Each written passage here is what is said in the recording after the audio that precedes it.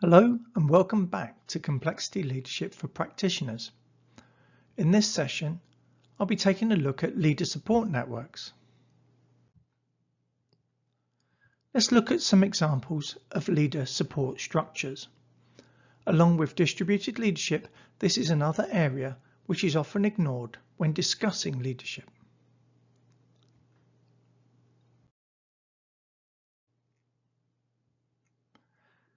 As a leader, you may feel self-sufficient. It's easy to take for granted the support you get from other leaders.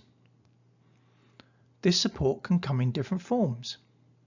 It could be quick and efficient responses to requests, ad hoc expertise, help with infrastructure and tools, managing suppliers or customers, recruitment and HR functions, finance functions, and facilities which keep pace with your team's needs.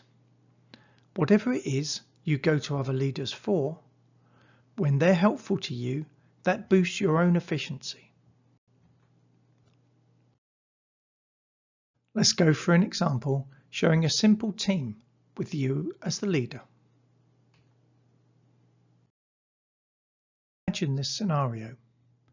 Another team like yours helps with urgent processes. They also trial and support the tools you use.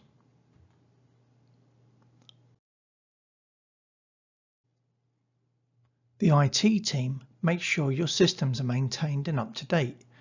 They set up new starters with the equipment they need and generate accounts for them in the system.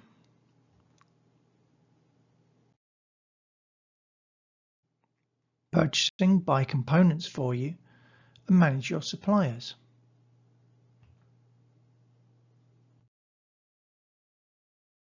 Finance, manage your pay, supplier payment, annual bonuses, and so on.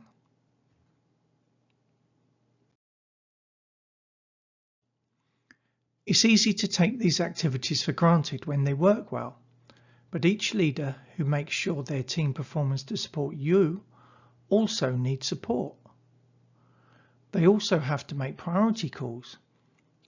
If they know you support them, they may put your needs towards the top of the pile.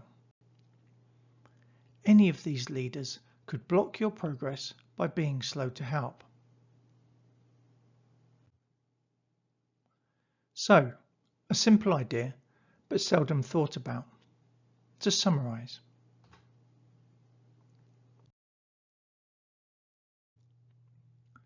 As a leader, you have a support network. If you build it and maintain it, it will serve you well and contribute to your success.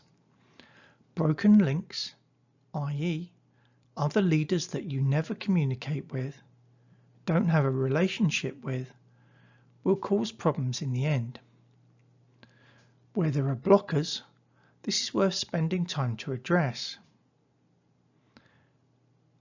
You're there to make the business successful. And if you can't do your job, the business is going to suffer. It's in everyone's interest that these relationships work, but you have to play your part.